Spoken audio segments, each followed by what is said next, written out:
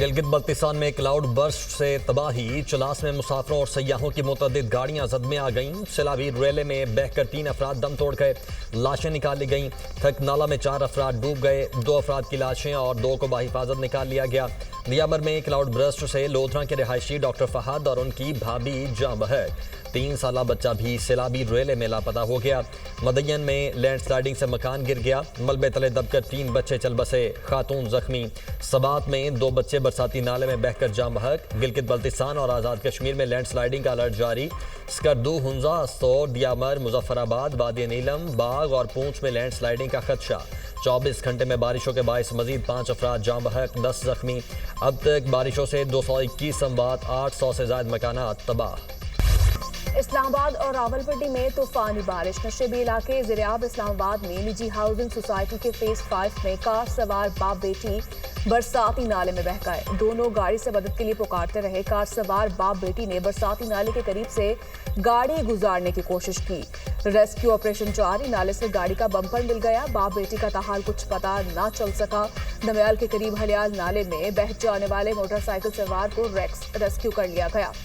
تشویشناک حالت میں ہسپتال منتقل، سیدپور میں 184 ملی میٹر بارش ریکارڈ، متعدد گاڑیاں پانی میں بہہ گئی۔ راول ڈیم میں پانی کی سطح بلند ہونے پر سپل ویز کھول دیے گئے۔ تلہاڑ گاؤں میں بارش سے تباہی، مکان منہدم، کئی مویشی سیلابی ریلے میں بہہ گئے۔ خانپور ہزارہ میں شدید بارش، ندی نالوں میں طغیانی، درجنوں دیہات خانپور سے زمینی رابطہ منقطع، قلات میں سڑکیں اور گلیاں تالاب کا منظر پیش کرنے لگی۔ باجوڑ میں سیلابی ریلے میں ڈوب کر 2 بھائی جاں بحق۔ شدید موسمی صورتحال، پاک فوج فرنٹ لائن پر، متاثرہ علاقوں میں ریسکیو آپریشنز۔ شاہراہ بابوسر اور کراکرو میں پاک فوج کا ہیلی کاپٹر کے ذریعے ریسکیو آپریشن جاری۔ سیلاب میں پھنسے سیاحوں اور مسافروں کو محفوظ مقام پر منتقل کر دیا۔ متاثرہ افراد کو اشیاء خورونوش فراہم کیا گیا۔ ملبہ ہٹانے اور راستے کھولنے کا عمل جاری۔ پاک فوج کا دیوسائی میں ریسکیو آپریشن، سکردو روڈ کی بحالی کا کام تیز۔ سیاحوں کا ریسکیو آپریشن پر پاک فوج کو خراج تحسین۔ پاک آرمی نے فوری طور پر ہمیں ریسکیو کیا، خاتون سیاح کی گفتگو۔ صدر مملکت اور وزیراعظم کا بارش اور سیلاب سے قیمتی جانوں کے ضیاع پر اظہار افسوس۔ آصف علی زرداری کی متعلقہ اداروں کو متاثرہ علاقوں میں امدادی کارروائیاں تیز کرنے کی ہدایت، کہا متاثرین کو ہر ممکن امداد اور بحالی کی سہولیات فراہم کی جائیں۔ شہباز شریف کا کار سوار باپ بیٹی کا سیلابی پانی میں بہہ جانے پر اظہار افسوس، دونوں کو بچانے کے لیے ہر ممکن اقدامات کیے جائیں۔ شہباز شریف کی سیلاب سے متاثرہ علاقوں میں ریسکیو آپریشنز تیز کرنے کی ہدایت، کہا متاثرہ شہریوں کو فوری ریلیف پہنچایا جائے، کسی بھی ممکنہ صورتحال سے نمٹنے کے لیے تمام تیاریاں مکمل رکھی جائیں۔ دریائے سندھ میں جناح بیراج پر نچلے درجے کا سیلاب، فلڈ کنٹرول روم کے مطابق جناح بیراج کے مقام پر پانی کی آمد 3,31,659 اور اخراج 3,23,710 کیوسک ہے۔ تربیلا، کالا باغ، چشمہ اور تونسا کے مقام پر نچلے درجے کا سیلاب، دریائے جناب میں ہیڈ خانکی کے مقام پر نچلے درجے کا سیلاب، لیا کے مقام پر بھی نچلے درجے کا سیلاب۔ ضلع لیا کی 20 یونین کاؤنسل سیلابی ریلے سے متاثر، متعدد آبادیاں، ہزاروں ایکڑ پر کاشت فصلیں اور رابطہ سڑکیں زیر آب۔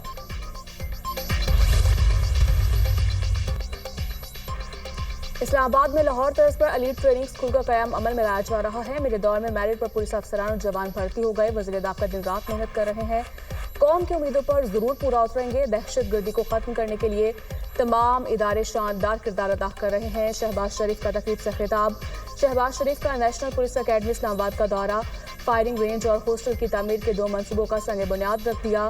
بہترین کارکردگی کا مظاہرہ کرنے والے افسران میں لیپ ٹاپ تقسیم کیے گئے۔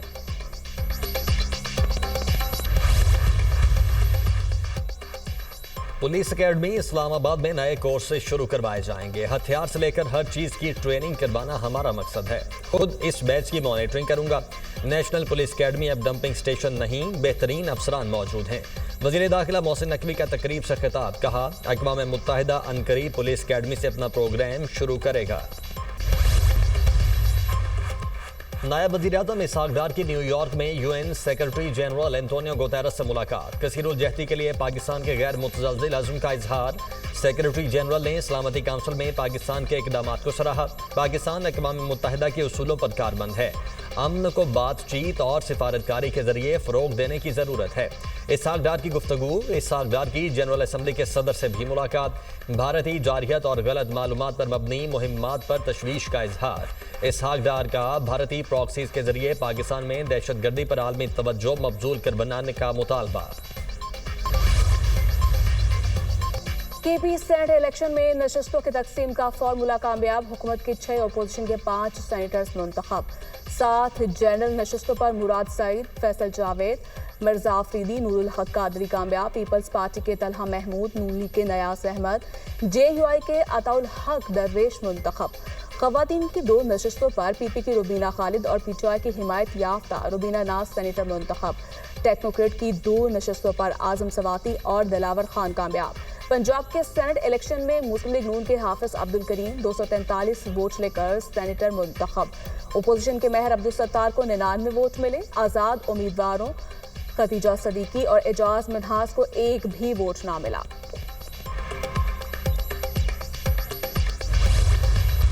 کے لیے، جمہوریت کے لیے، اسی کی خاطر تو خان صاحب نے کہا ہے کہ بات کرنے کے لیے تیار ہے۔ احتجاج کو لیڈ کون کرے گا؟ خان صاحب خود لیڈ کریں گے۔ فی الحال تو مذاکرات کسی کے ساتھ نہیں ہو رہے ہیں اور مذاکرات کے لیے بڑا ٹائم دے دیا بٹ کچھ نہیں ہو سکا، لیکن اینی مذاکرات ہو جائے تو نتھنگ لائک اٹ، لیکن ہوئے نہیں اور ہو نہیں رہے۔ اب مذاکرات کا میرا خیال ٹائم ختم ہو گیا، اب جو کچھ ہوگا خان صاحب نئے ہدایات دیں گے۔ خیبر پختونخوا میں سینیٹ الیکشن خوش اسلوبی سے ہوئے۔ ایک نام بھی بانی پی ٹی آئی کی مشاورت کے بغیر نہیں دیا۔ 9 مئی کو پریس کانفرنس کرنے والوں کو ٹکٹیں نہیں دیں۔ Chairman P T I barrister Gohar کی گفتگو۔ کہا بانی سے بچوں کی بات نہیں کروائی جا رہی، احتجاج کو بانی پی ٹی آئی خود لیڈ کریں گے، اب مذاکرات کا وقت گزر گیا۔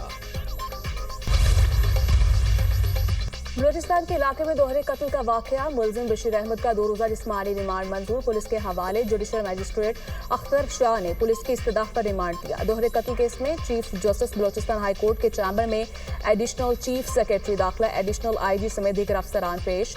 کیس میں گرفتاریوں اور قبر کشائی سے متعلق رپورٹ پیش کی۔ پولیس سرجن عائشہ فیض کی سربراہی میں لاشوں کا پوسٹ مارٹم مکمل۔ خاتون کو 9 اور مرد کو 7 گولیاں لگیں۔ دونوں کو 4 جون 2025 کو قتل کیا گیا۔ جوڈیشل مجسٹریٹ کی موجودگی میں قبر کشائی کی گئی۔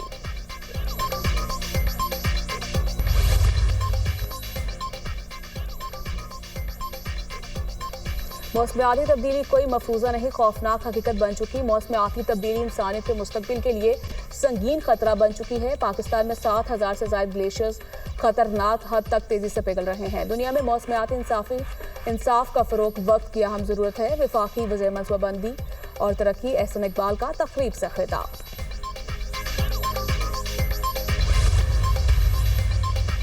وزیر اعلیٰ سندھ مراد علی شاہ کی زیر صدارت K4 منصوبے سے متعلق اجلاس۔ K4 کی توسیع ورلڈ بینک کے تعاون سے شروع کی گئی ہے۔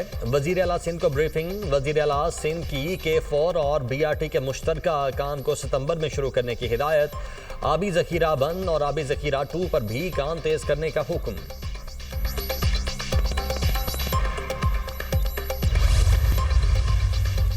غزہ پر اسرائیل کی دہشت گردی جاری۔ 24 گھنٹے میں مزید 134 فلسطینی شہید، 1155 زخمی۔ حماس کے جنگجوؤں کا خان یونس میں اسرائیلی فوج پر حملے، ایک صہیونی اہلکار ہلاک، دوسرا زخمی۔ برطانیہ سمیت 28 ممالک کی امداد کے منتظر فلسطینیوں پر فائرنگ کی شدید مذمت۔ غزہ میں فوری جنگ بندی کا مطالبہ۔ مشترکہ بیان میں کہا اسرائیل امداد کی فراہمی کے بہانے انسانی قتل و غارت میں مصروف ہے۔ حماس کا عالمی سطح پر غزہ میں جنگ بندی کے مطالبے کا خیر مقدم۔ اگر ضرورت ہوئی تو ایران پر بار بار حملے کریں گے، امریکی صدر ڈونلڈ ٹرمپ کی ٹروتھ سوشل پر پوسٹ۔ کہا ایرانی وزیر خارجہ عباس عراقچی کہہ رہے ہیں جوہری تنصیبات کو شدید نقصان پہنچا، سب کچھ تباہ ہو گیا۔ میں نے بھی پہلے یہی کہا تھا۔ ایران کا امریکی بمباری سے جوہری تنصیبات کو سنگین اور شدید نقصان پہنچنے کا اعتراف۔ ایرانی وزیر خارجہ عباس عراقچی نے کہا شدید نقصان کے بعد جوہری پروگرام کو عارضی طور پر روک دیا۔ ایران اپنے جوہری پروگرام سے کسی صورت دست بردار نہیں ہوگا۔